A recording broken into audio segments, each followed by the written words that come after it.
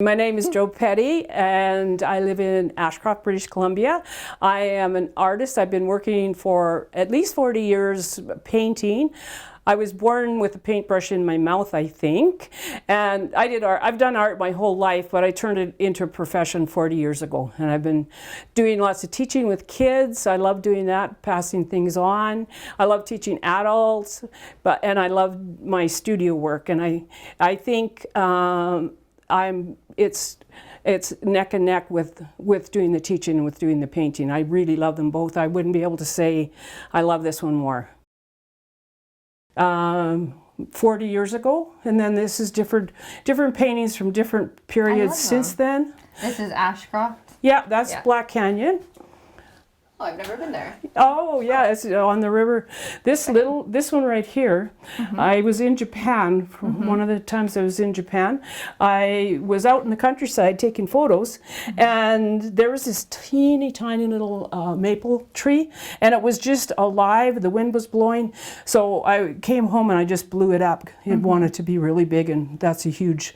It looks like a huge tree, but that's where this was another period in my career. Was I went very stylized. I had very strong lines, very strong shapes, and that's what happened with that. And I worked on that for a couple of years, doing those kinds of things. Like as I said, the straight lines and the curvy lines, yeah. This painting within the lines. Pardon me? Painting within the lines. Almost, yeah. Paint by number, except they were my numbers. And then from that, I went back into Impressionism for a little while, and then I went back into that kind of thing, but more like I could show you later, but like lilies or sunflowers. I'm famous for my sunflowers. I've painted literally hundreds of sunflowers.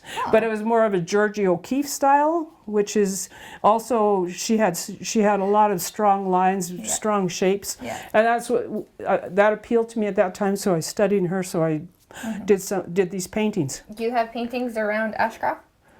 Oh, I have paintings all over the world. Oh, okay. Yeah. Okay, of course. Yeah. And people were coming locally, would they be able to come and look at your paintings? Oh, if they were yeah. We I prefer to people to phone ahead and make an appointment. That works out the best. Everybody has a mark. Everybody has a way of making a mark. And it was when I had Brian Scott, when I had him come to Ashcroft for the workshop, he was an impressionist, and he's the one that I went with, and we painted outside all the time. And so that's where my impressionism came from, and I worked like that for 15 years. I've had many shows in Japan, and I was painting that way mostly, and they love Impressionism. It was really wonderful. And so that was my mark for 15, 20 years, and it's not like you stop doing it, you go back into it. And then I was studying Georgia O'Keeffe. I just love her. She was a very famous U.S. painter, and I studied her, and that's when I went into the more stylized paintings, and then from that I went into the abstraction. So each place, you're still, even though it's changed totally, people say I can still tell it's you, Jo. The colors, you bring part of you comes through all the different ways of painting, and then I moved into this kind of painting. This is where I'm at right now. They look like. There's more images showing up. I can see like a forest, and like it's almost like a forest, and there's the sky peeking in the middle. Yeah. Oh, you know what? I have to show you, Dana. Okay. One of the fun things about these is that you turn them, and they look totally different. See, there's a totally different image showing up, and I go this way sometimes. This one, I've got a Monet kind of pond.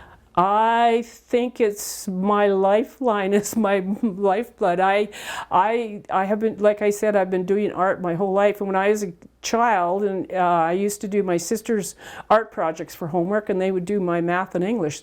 So I've always been. It's a part of your life. It's not even a conscious decision. I'm going to be an artist. It just grows into that. I had to keep growing with that. It's like a calling. You know, Picasso said every child is an artist, and it's true. And everybody has a way of making a mark. Working with children now, what I've discovered is that when they're about 12 or 13, they're getting into different ways of being in the world, and a lot of them will stop doing art. But at that point in your life, you quit doing it. But then there are some, like myself, that just keep on. It's you found a way of expressing yourself, of making your mark in the world. That's my grandson, who is 3 years old, and it's awesome that he did that. It's a Grammas. I went, so there's more of that kind of style of painting I was talking about. Oh, yeah, and this was done with a palette knife only, which is what I was using out there for scraping paint on. Yeah. And then I did these, and this is called encaustic. Oh. And what this is hot wax. Hot wax. Hot wax. Cool. Yeah, so I had to, with these I heat the wax up on I was heating it up on a hot plate, and then adding the color, like just adding the color, and then manipulating paper to get these different shapes and things. Your biggest painting? Well, they're both the same size. Oh. Those two are both 48 inches. Okay. I'm in the process. I haven't started it yet, but I'm going to do one that's 10 feet wide and 4 feet deep. So what I'm doing to do that is so I'll add on to that, but I'll use these panels to add on to it, because it would be really hard to transport and be super heavy if it doesn't come apart.